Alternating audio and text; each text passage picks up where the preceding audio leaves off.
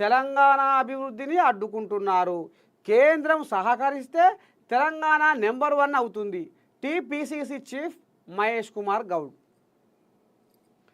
ఇక చూద్దాం ఏం జరుగుతుంది కథ, ఎట్ట సంగతి. Mahesh Kumar Goud ఏమంటుండయ్యా, Telangana Congress party PCC పెబ్బ KCR ఒక్కసారి మనం దీన్ని ఇక రావయ్య. కేసీఆర్ అరే ఇది కాదు, మర్చిపోతున్నా, అసలైంది కథ ఇది కాదు. కేసీఆర్ కిషన్ రెడ్డి కుమ్మక్కయ్యారట. అరే బాగానే ఉందిగా దోస్తానం, లోపల దోస్తానం, శీకర్ దోస్తానం అంటే గిదేనా ఏంది?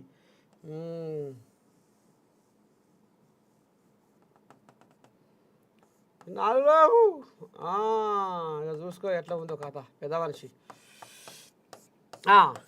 వచ్చిందా? ఎందుకంటే ఇగో ఇట్లా పెట్టి చూసుకుంటాడు కదా పెద్ద మంది. ఇట్లా ఊరికే ఇడికే పోయి బుక్కు కాడికే పోయి చెయ్యి, ఇదే పని. ఇక ఎందుకంటే మరి ఇక తమాషగా ఉంది బొమ్మ. కేసీఆర్ ఈయన కేసీరావు. ఇక ఇటు మళ్తే ఇక ఈ కోళ్ళాగా ఇది కూడా రామసక్కని కోళ్ళాగా. దీనికి ఏం తీగరాగాల మాటలు నేర్చుకుంది. ఇది కూడా చిన్న సన్న కోళ్ళాగా ఇది కూడా.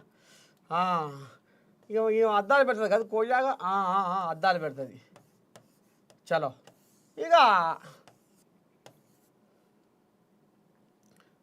మోతాదు ఉంటుంది గడ్డం, బుడ్డ పెంచుకుంటుంది గడ్డం, పెద్ద ఉంచుకోదు గడ్డం. చలో ఇక ఈయనే ఇగో కిషన్ రెడ్డి. ఇక ఇప్పుడు వీళ్ళు ఇద్దరు విడదీయలేని అనుబంధము, విడదీయలేని దోస్తాలము. ఎక్కడ? లోపటంగా. అందుకే నువ్వు ఎమ్మెల్సీ ఎలక్షన్లో దూరంగా ఉండు, ఎమ్మెల్సీ ఎలక్షన్లలో దూరంగా ఉండు, లోపటంగా నాకు సాబ్దారి తవ్వ చూపియ్యి. మీ బీఆర్ఎస్ కార్యకర్తలని పార్లమెంటు ఎలక్షన్లలో నువ్వు లోపలి వ్యవహారం చేసి ఏ రకంగా ఓట్లు వేయించినవో ఇప్పుడు కూడా గదే తరిగిన మీ బీఆర్ఎస్ వాళ్ళు మా బీజేపీ అభ్యర్థులకు ఓట్లు వేయించాలి. మనం కుమ్మక్కు అవుదాము, బయటంగా తిట్టుకుందాము, లోపటంగా మనము కుమ్మక్కు అవుదాము. మీరు ఇది చేస్తేనే, మీరు లోపటంగా మాకు సాబ్దారి వ్యవహారం చేస్తేనే మీది ఫోన్ ట్యాపింగ్ కేసు కానీ, ఫార్ములా ఈ రేసింగ్ వ్యవహారం కేసు కానీ, ఇంకా ఏదైనా మేము మా మోడీ సార్తో మాట్లాడి నీకు దానికి కేసు కాకుండా చూస్తాము అని ఈ రకంగా కోల్యాగలు, ఇటు ఈ కోల్యాగా అటు ఆ కోల్యాగా తమాషగా లోపటంగా బదులుకున్నాయి అనేది ఇప్పుడు ఈ ఆంబాయం పీసీసీ పెబ్బ Congress party, Telangana Congress party PCC పెబ్బ ఈ రకంగా ఆంబాయం వెళ్ళబోసుకుంటుండ్రులా. అంటే ఇది అక్షరాల నిజమే అనిపిస్తుంది. ఇక వీళ్ళ ఉద్దారకం ఎంత మంచిగా ఉందయ్యా అంటే ఇక ఆయన కూడా తీసుకోవాలి పెద్ద మనిషిని. ఎవరిని ఇప్పుడు ఆయన కూడా ఎక్కడో తిరిగిండటగా. నీ దండం పెడితే ఇక ఆయన ఖాతా చిన్న సన్నగా లేదు వ్యవహారం ఆయనది.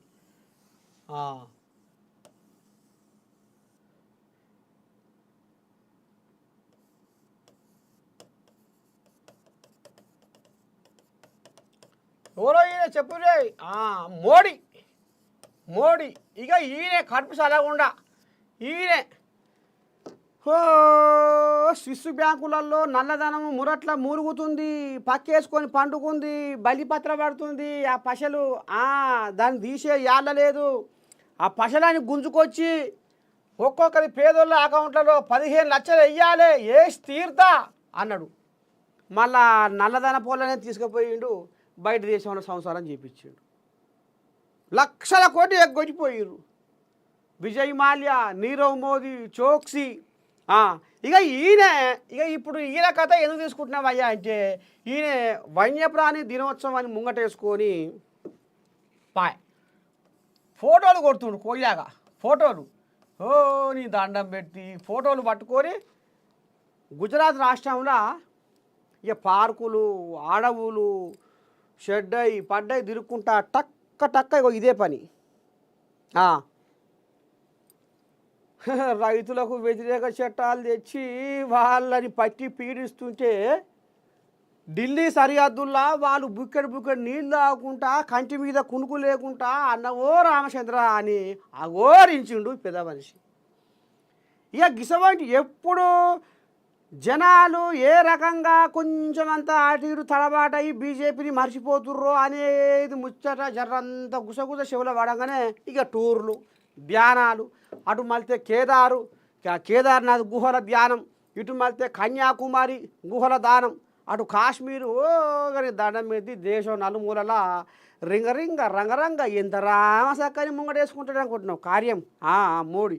ఇక మరి ఈయనే తల్లి కాళ్ళు కడిగినా పోటువలే, ఇంకెవరికైనా పిప్పర పెట్టి ఇచ్చినా పోటువలే. ఇక ఏది దగ్గినా పిత్తినా అరొక్కదానికి పోటువలే ఈడివలే. ఇక ఇదే కథ ఈయన భాగవతం. ఇప్పుడు నువ్వు ధ్యానం చేస్తున్నావు, నువ్వు ప్రశాంతమైన ఏకాగ్రతగా చిత్తంతో ధ్యానం చేస్తున్నావు, చెయ్యాలి మంచిది. మరి ధ్యానం చేస్తే కూడా నీకు పోటువల వీడియోలు కావాలా? అరే నువ్వు ఏకాగ్రతగా మనసుని నిర్మలంగా చేసుకొని తమాషగా ధ్యానంలో నిమగ్నం అయిపోతావు, అది కూడా వీడియోలు చేయాలన్నా?